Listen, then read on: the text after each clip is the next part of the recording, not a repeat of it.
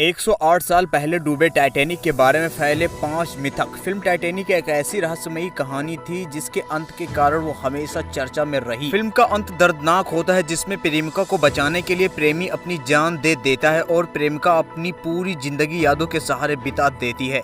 1912 में इंग्लैंड के साउथहैम्पटन से अमेरिका की तरफ चले इस जहाज की कहानी असल थी, लेकिन जेम्स कैमरन ने उसमें डिकोप्रियो और केंट विस्लेट के रूप में प्रेम की अनोखी कहानी पिरोई। 106 साल पहले टाइटैनिक नाम का एक जहाज अपनी पूरी गति में था और आगे जाकर एक विशाल हिमखंड से टकरा गया। 2.5 घंटे के बाद जहाज अंटार्कटिक महासागर में डूब गया। फिल्म टाइटैनिक इसी घटना पर आधारित थी। इस हादसे में 1500 से ज्यादा पुरुष, महिलाएं और बच्चों की मौत हुई। टाइटैनिक के डूबने से पहले के कुछ घंटों में असल क्या हुआ, इस बारे में कई मिथक और कहानियां हैं। ज्यादातर लोगों की जानकारी ऐतिहासिक तथ्यों पर नहीं बल्कि इस घटना पर बनी फिल्मों का नतीजा है। Titanic film American James Cameron के निर्देशन में 1997 में बनी थी। 14 अप्रैल 1912 में हुई घटना को एक बार फिर याद दिलाने के लिए 2012 में फिल्म 3D इफेक्ट के साथ फिर से रिलीज हो गई।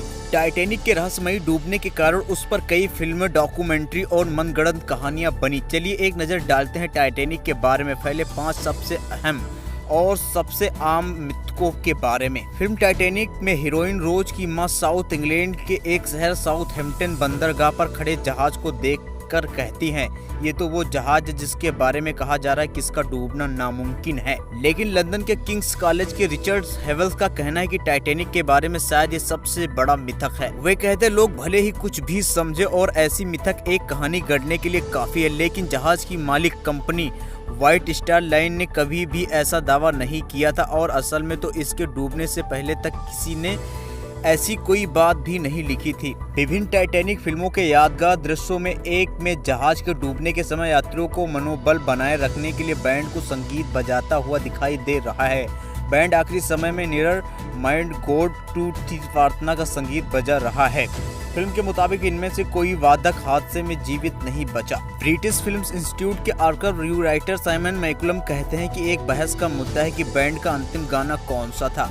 वे बताते हैं कुछ प्रत्यक्षदर्शियों के मुताबिक बैंड उस समय साहस बढ़ाने के लिए लोकप्रिय संगीत की धुन बजा रहा था। असल में आखिरी धुन कौन सी थी इस बारे में हम कभी भी पता नहीं कर पाएंगे क्योंकि 7 वादक मारे गए। इस प्रार्थना का इस्तेमाल इसलिए किया गया क्योंकि इसमें फिल्म की रूपानी छवि बनती है। कैमरन की फिल्म के सलाहकार के रूप में काम करने वाले टाइटैनिक हिस्टोरिकल सोसाइटी के रहस्य पॉल साउटन ब्राउन का कहना है कि 1998 की फिल्म एक राइट ह्यूमर में संगीतकारों का दृश्य इतना अच्छा लगा कि निर्देशन के इसे दोहराना का फैसला किया। कप्तान स्मिथ की मौत। इसी तरह टाइटैनिक के कप्तान एडवर्ड जे स्मिथ के अंतिम क्षणों के बारे में भी कुछ जानकारियां हैं। हालांकि हिमखंड होने की चेतावनियों को नजरअंदाज करने और जहाज की गति कम नहीं करने के बावजूद उन्हें एक हीरो के तौर पर देखा जाता है।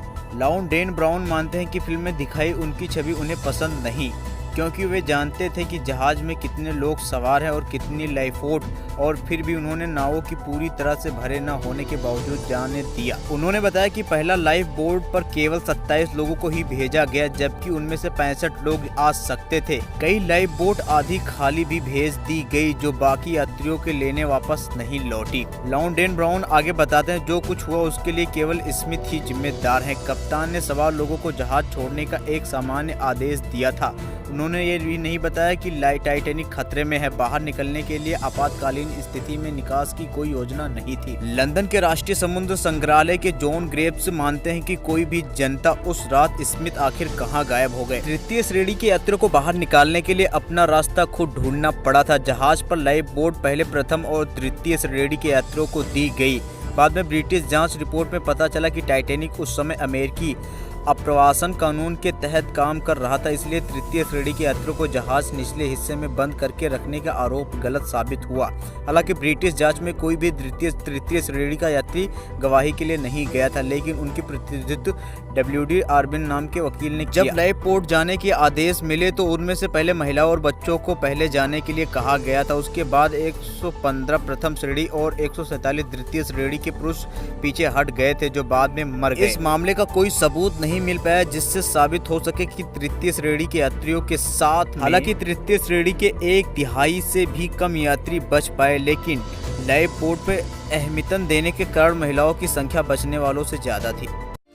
दोस्तों अगर आपको हमारा ये वीडियो पसंद आया हो तो हमारे वीडियो को लाइक और शेयर करें। कमेंट करके बताइए आपको ये वीडियो कैसा लगा। अगर आप यूट्यूब पर देख रहे हैं तो चैनल को सब्सक्राइब करें। अगर आप फेसबुक पर देख रहे हैं तो पेज को फॉलो करें। आप हमारी वेबसाइट www.nationalbeat.in पर जाकर लेटेस्ट जानकारी ले सकते हैं।